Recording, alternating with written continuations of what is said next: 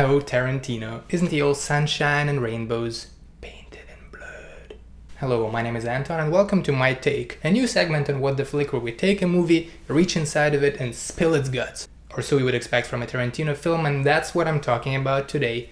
The Hateful Eight. If you were on the East Coast during the blizzard this weekend and you spent so much time indoors that you felt like murdering people, let this movie be your vicarious guide. A continuation of Quentin's foray into the Western genre where he takes us into the thick of Wyoming winter, showing a handful of ambiguous characters cooped up in closed quarters, the tempers are bound to flare. Any movie made by Tarantino is first and foremost a Tarantino film. Snakes on the Plane is a Sam Jackson film. This is a Tarantino film that happens to have Sam Jackson in it. And even though he's only made 7 before this, we've come to expect certain qualities from a Tarantino film, so as a guide for this review, here is my Tarantino checklist. 1. Colorful characters.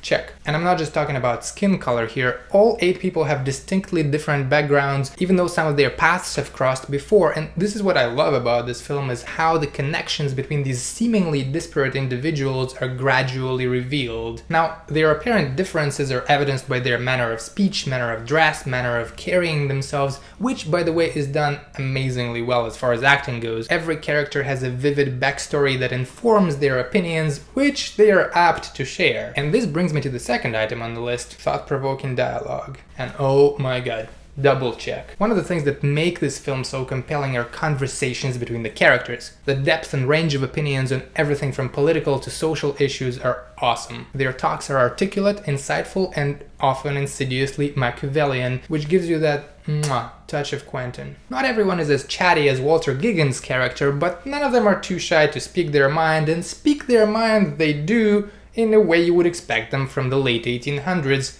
The N-word abounds. What's interesting, none of the characters are primitive enough to be racist in a traditional sort of way. Even if prejudiced, their views are pretty nuanced. Now, as is often the case in Quentin's movies, there are some pretty high-stakes conversations taking place here, and some pretty disturbing imagery conjured up by the characters' stories, but none of it comes close to the sociopathic brilliance of Christoph Waltz in The Inglourious Basterds, but then admittedly that is a pretty high bar. The third item on my list is blood splatter, and you guessed it. Check.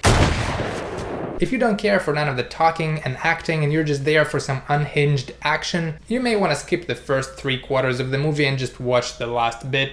You won't be disappointed. Without giving away too much, the movie delivers. And even knowing that it's coming, I was caught by surprise by some of the stuff that goes down. Overall, I want to compliment the acting. It was not an easy film to cast, yet the acting was superb. The movie was shot using this old school film from the 60s. Did that do anything for me?